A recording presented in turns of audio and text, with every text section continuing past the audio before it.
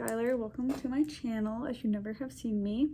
So today I wanted to do a book sale haul for you guys because where I live in Pennsylvania, I'm not going to say exactly where, southern Pennsylvania, there's like a humongous book sale haul every year, but like is run by the library. Like people donate their books. My light is falling all over the place.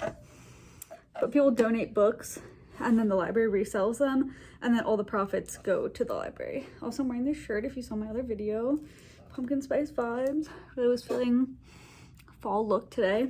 So I'm just gonna jump right in and show you all of the books that I got. There is a lot of books here, and shout out to my dad for getting me all of these books. I mean, I picked them out, but he went with me, and every time we go, he gets my books. So all of these books together were about $48. So $48, I got all of these books. So I'm just gonna jump right in. First off, I got 2 copies of The Fault in Our Stars because me and my boyfriend do book club where we pick a book and then we read it together and then we talk about it. And before COVID, we used to always go to Panera and do it, but since Panera near my house is like never open or something, we just do it at home.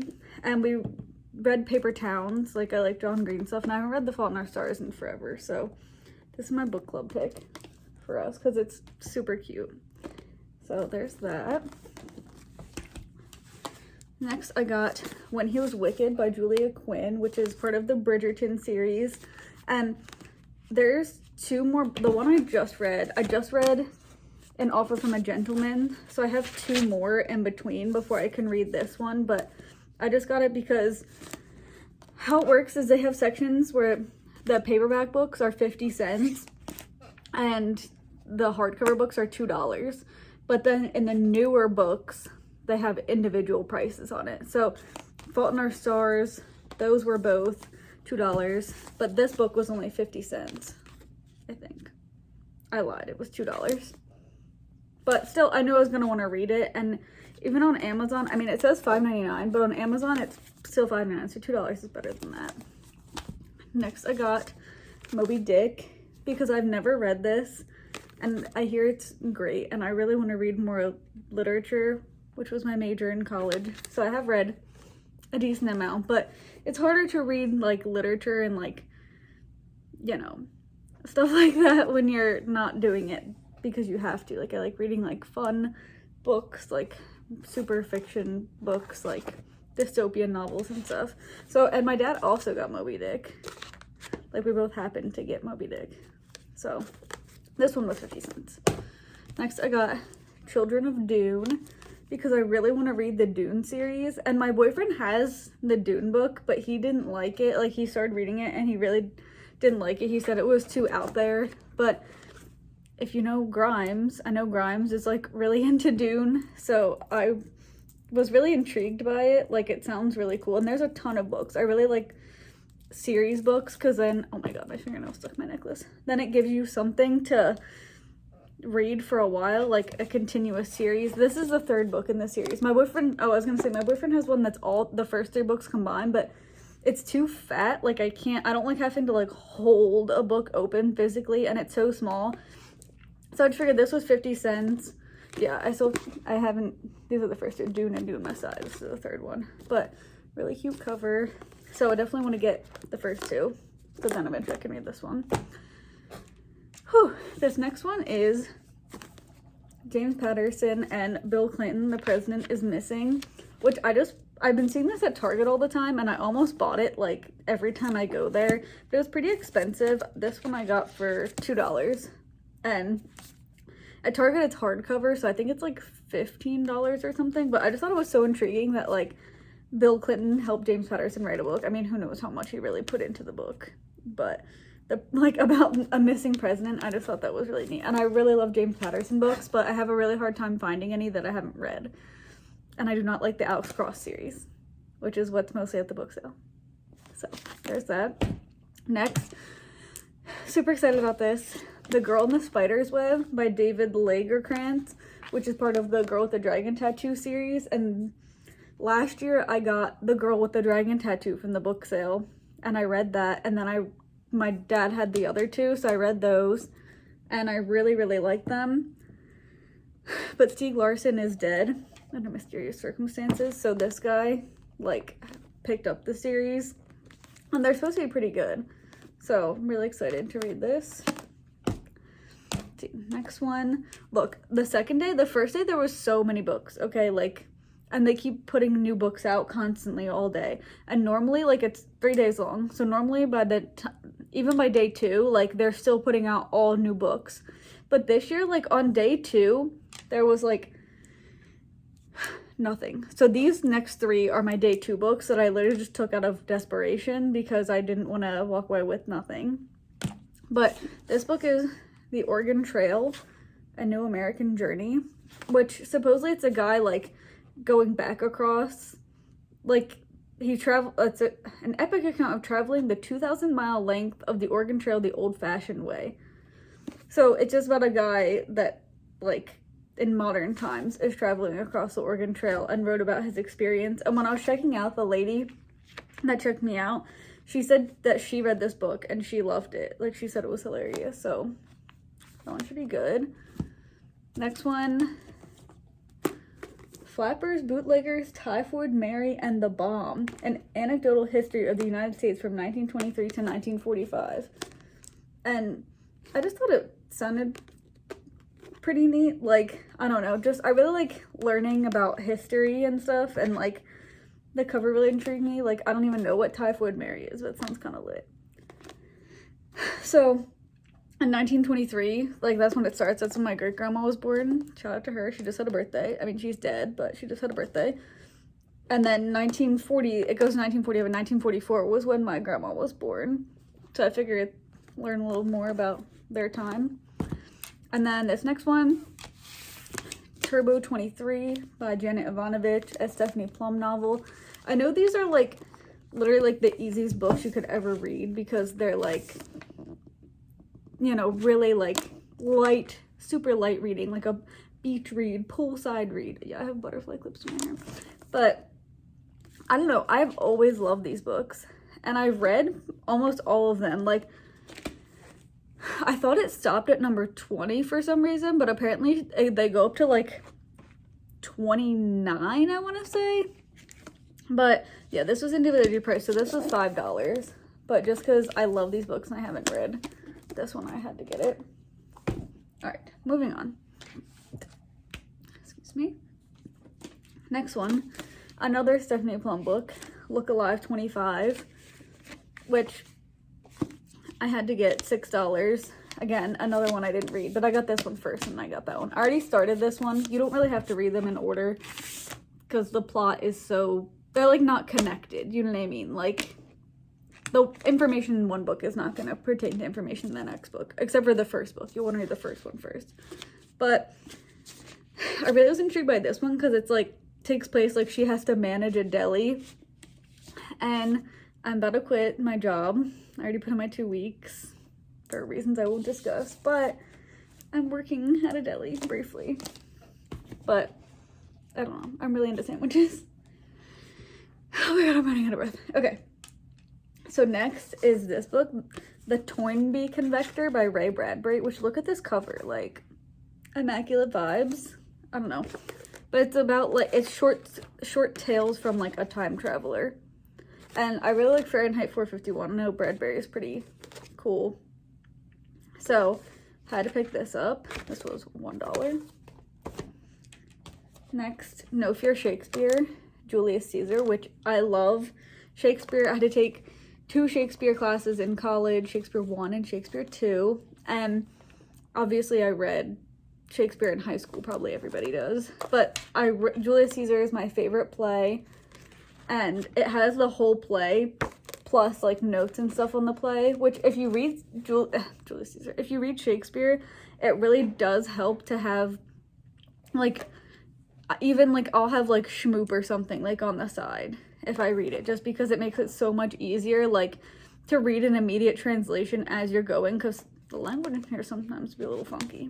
So, got that. This next one, oh my god, this is like perfect for the video vibes, but The Two Towers by Tolkien, of course. I really like The Hobbit. I'm a humongous fan of The Hobbit. My bearded dragon's name is Smaug, but they only had The Two Towers. They didn't have The Fellowship of the Ring. I never read Lord of the Rings. I'm not gonna lie, I hate the movies. Like, I know, I'm sorry if anyone gets upset that I say that, but I just could not stand Frodo. Literally, like, he'd just be getting on my nerves. And so my other job, like, was doing my little cashier thing, and there was a Lord of the Rings magazine, and it was really dead, so I read, like, the entire magazine in my shift, and it was talking about how his kids really, like, Tolkien's kids are not happy with the movies at all. Like, they don't like that they just focus on the Frodo plot when there was so much other stuff going on. Like, they don't support the movies, and supposedly they haven't even got money from the movies or something. Like, they're suing. So I just thought, you know, the books are where it all started. Like, maybe if I like the books, like, then I could appreciate Lord of the Rings, since I like The Hobbit so much. And I have read The Hobbit, but so I have to get The Fellowship of the Ring. But 50 cents, pretty good. Cute cover. Okay, this next one, my dad thought I was ridiculous for getting this, but The 4-Hour Work Week. Escape 9 to 5, live anywhere, and join the new rich. And I don't know, like, I know this sounds fucking corny and, like, cheesy, but, like, I don't know, just, like, informational, like, blah, blah. Like, it just helps you see, like, let's see, a lot of it's, like, just tips, like, on working and stuff, and, like, how to get, you know what I mean? I don't know, I'm trying to think what it says. It just helps you learn how to, like, make the most of your money and your job, and learn how to work less. 4-hour work week, bitch, please, I'll do that. And I always say this, I mean, I'm a Sagittarius, so sorry, but I always say, like, I just want to have it all. You know what I mean? Like, that's, like, I'm like, I just want to have it all. And most of the time I feel like I do have it all in my life, so I don't know, just by saying that, I guess, helps. But peep the bottom, if I can get in there. It says you can have it all, really. And that's what really sold me on the book. I'm like, yes, tell me how I can have it all. Even more. All right, next. Grey by E.L. James, which is 50 Shades of Grey from Christian Grey's perspective. I love the 50 Shades of Grey books and the movies. Don't hate me. I really am into them. Like, oh, I don't even know. Spicy. But I've been eyeing this at Target also, and I'm like, every time I have to look past the books. Like, I love Target. I go there every week, and I have to look past the books. And every week, I'm like, oh, should I get it? But guess what? Got it for $2. All right, next. The Mortal Instruments, City of Fallen Angels, which this is the next one I have to read. Oh yeah, here, the last one I read was City of Glass, which was forever ago, so I'll have to try and, like, City of Fallen Angels, it says book 4. Oh, okay, it skips this book, so I was like, this is not the next book. But I really love these books, really like sci-fi books, but unfortunately a lot of my books, like, are in my dad's storage shed, because, like, whatever, I'll just say, like, my old apartment, I had bed bugs when I moved in, and I didn't know, obviously, or I wouldn't have moved in there, but it was in the city, and it was cheap, but it wasn't that cheap, you know what I mean? And I had just went to the book sale while I lived there. I got all kinds of books, and, like, yeah, there was bed bugs, and I had to leave the apartment. Like, I moved out, you know, I moved in my apartment where I've lived for, like, 2 years now, and I didn't bring any bed bugs with me, and supposedly heat will kill the bed bugs, but I'm way too afraid to bring anything that might have a bed bug on it into my house, because I already dealt with that shit for way too long. And yeah, so book 3, City of Glass, I read, but that is in storage, and I have so many books that I'm never gonna get to read because of my fear of a bed bug getting in my apartment, so that sucks, but what can you do? Okay, next, The Monster of Florence, which I didn't know this was based on a true story. I really do not fuck with true crime. I hate true crime. I am afraid of everything. I cannot watch scary movies or anything, but hopefully this won't be too scary. But it is based on the reopening of a cold case, a serial killer who targeted unmarried couples and terrorized Florence for 2 decades. So I hope that'll be interesting. Normally I'm way better at reading stuff than watching it. Like visually seeing stuff that scares me is what really like gets in my head, because I have fucking mental problems, and I don't know.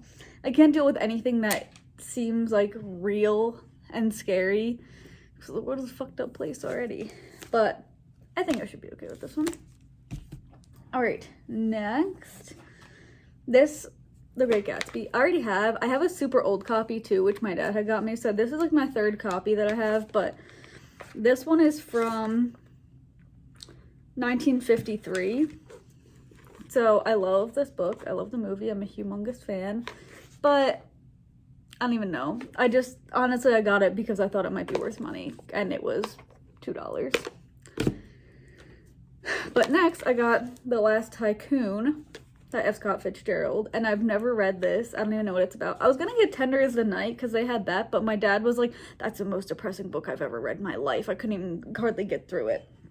So whatever, I decided not to get it because I don't want to be super depressed. But yeah, Last Tycoon. I think this one's also from 1953, if I can check here. 1969. Oh shit, an unfinished novel. Okay, I didn't know that, but whatever, should be good. I haven't read anything of his besides The Great Gatsby, so I know I'm not like a true fan, but I'm gonna try. And I just would like to say, typically I try really hard not to even like get new books because they're sort of, I don't want to say overpriced. I mean, they're a fair price, but like every year I get so many books at the book sale that is meant to like tide me over for the entire year. You know what I mean? Like, if I can figure out how, I'm gonna insert a picture of all the books I read last year, and most of them are from the book sale. But like last year I read Twilight and stuff, which I had read part of it when I was like in middle school, but I never finished it. So like I found half the series at the book sale, then I have to get the other half. But I really try and rely on like budget book buying, and I ask for a lot of books for Christmas. So the majority of my books are gifts or book sale. So yeah. This next book, How Football Explains America, which I just thought sounded really neat. It's like, because I'm into sports, but I have really bad like attention problems. Like I can't pay attention to football games and stuff. Like I just really have a hard time. But I really like football, and I like the Cowboys, sorry. But I just read a Cowboys book last year that my dad got me for Christmas. And this just talks about how football became so big in America, and like why people like why people like football so much here. How and why President Teddy Roosevelt saved football, like how it was influenced by Davy Crockett and all these other people and stuff. So I just thought that was neat, like history of football, because I love learning about stuff like that. And this was $2. All right, next, so excited for this. The Devil in the White City, Murder, Magic, and Madness at the Fair That Changed America. And it says, blah, blah, blah, blah, blah, blah. The cunning serial killer, he used the World's Fair to lure his victims to their death. Which, again, a true story, but my dad said he read this and it was really good. I don't know, I just thought The Devil in the White City. Like, what a cool name. National Book Award finalist. You already know. So, hopefully that's good. I just thought it looked so cool. Pretty hyped for this one. Shark Tales by Barbara Corcoran with Bruce Littlefield. How I Turned $1,000 into a $1 billion business. National bestseller. So, I'm not gonna lie, Barb is my fucking favorite on Shark Tank. Me and my boyfriend watch Shark Tank all the time. Like, we watch all the new ones. I can't watch some of the old ones because they look like the video quality is just so bad. But we've seen most of them, and I don't know, I'm really into like economic stuff and like learning how to like, you know, create money for yourself. And I'm like, I have $1,000. I told my dad, I said, don't be surprised next week when I have a $1 billion business after I read this. But yeah, I love her and that dog. Oh my god, I'm out of breath. Okay, moving on. And they have 4 books left. Divergent. I love this book. I love this series. This was 50 cents. What am I gonna do? Say no. They honestly had the whole series, and I'm really fucking mad at myself because I should have got the whole series. Like, they had Allegiant and Insurgent, and I was like, nah, I'll come back tomorrow and I'll get that. And the next day I came back and everything was gone. But what's like fuzzies on there? Great series. Movies suck. Yeah, I'm not gonna lie. But I really, really love like the concept of these books. All right, moving on. Cormac McCarthy, The Road. I know this is like a super popular book. Post-apocalyptic novel. My dad said he read it and he hated the end. So I guess if I read this in the next year, I'll update and I'll let you guys know if I hate the end also. But it's about a father and son traveling through like ravaged America, which I love the idea of, like, what is it? Yeah, ravaged landscape, burn America. Like, I love, not like I want America to burn, I swear, but I just like the idea of like dystopian, like dust everywhere, like the sky is orange. Like, that's what I'm really into. Like, Mad Max Fury Road has like the best setting I've ever seen in my life. Like, the colors, the orange, it's dry as fuck. Like, that's my vibe. All right. 2 more. Abundance of Catherines by John Green. I've read this a bunch of times. I'm pretty sure this is in my bedbug collection, so won't be getting that back. It's a pretty cute book. You know, just a little teen romance for you, as all of John Green's books are. And then, last but not least, we have Revenge Wears Prada, The Devil Returns, which is the apparently unheard of sequel of The Devil Wears Prada, which I got The Devil Wears Prada at the last book sale that I went to last year, and I read that, and it was a lot different than the movie, I'm not gonna lie. I was surprised at how different it was, but I do really love the movie because Anne Hathaway and Meryl Streep, oh please. But yeah, so I'm excited to see this. It's about how like her and Emily have their own magazine, which I'm like, the fuck? Like, I didn't think her and Emily really liked each other. I guess maybe that was more so in the movie, but they have their own bridal magazine, and then it says, she discovers a secret letter on her wedding day with crushing implications, which I'm like, what the fuck's in this letter? I really gotta know. So, yeah, let me count how many books I have. 1, 2, 3, 4, 5, 6, 7, 8, 9, 10, 11, 12, 13, 14, 15, 16, 17, 18, 19, 20, 21, 22, 23, 24, 25, 26, 27. So let's say average less than $2 per book. I said it was probably $48 for all these books. So yeah, less than $2 for the books. So if you can get to a book sale near you, if you like to read, even if you don't like to read, there's a ton of books. So like, they have cookbooks. I mean, this is just my book sale, but typically any like cheap book sale, there's gonna be cookbooks, like textbooks. Like, literally I have got Norton Anthologies of Literature, which I had to pay my school $50 to rent, and I've got it for 50 cents at the book sale afterwards. So yeah, just in case, you know, never hurts to take a look. But yeah, again, shout out to my dad for getting these for me, and I'm gonna make an ASMR video with my books, so I'll probably post that either before or after this one. Probably after. But thank you so much for watching.